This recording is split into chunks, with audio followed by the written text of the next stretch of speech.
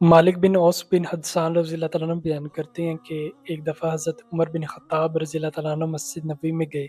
वहाँ पर कुछ लोग बैठे किसी लश्कर के मुतल्लिक़ गुफ्तगू कर रहे थे जो जहाद में शहीद हो गए थे।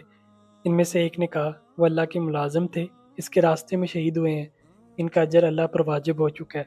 एक ने कहा, इनकी जो नीयतें थीं इनको अल्लाह ही बेहतर जानता है। जब इन लोगों ने हज़रत उमर रज़ी अल्लाह तआला को देखा कि वो अपने असा के साथ टेक लगाए इन्हीं की तरफ मुतवज्जे हैं, तो सब खामोश हो गए। हज़रत उमर रज़ी अल्लाह तआला अन्हु आगे बढ़े और इनको सलाम किया। आपने पूछा, हम क्या गुफ्तगू कर रहे थे? इन्होंने कहा, हम इसी लश्कर के बारे में बात कर रहे थे जो अल्लाह की राह में शहीद हो गए। हम में से एक शख्स का मौक़िफ़ ये है कि वो अल्लाह की मुलाज़िम थे, वो इसी की राह में शहीद हुए हैं, इसलिए अल्लाह का ज़िम्मा इनका अज्र वाजिब हो चुका है। और एक का मौक़िफ़ ये है कि इनकी अच्छी नीयतों को अल्लाह ही बेहतर जानता है।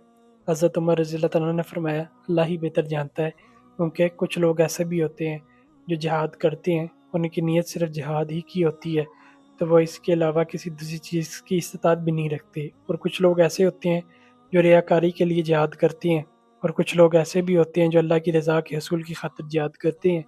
यही लोग शहीद हैं, और इनमें से हर शख्स इस हालत पर उठाया जाएगा जिस पर इनको मौत आई। खुदा की कसम, कोई शख्स नहीं जानता कि इसके साथ क्या होने वाला है।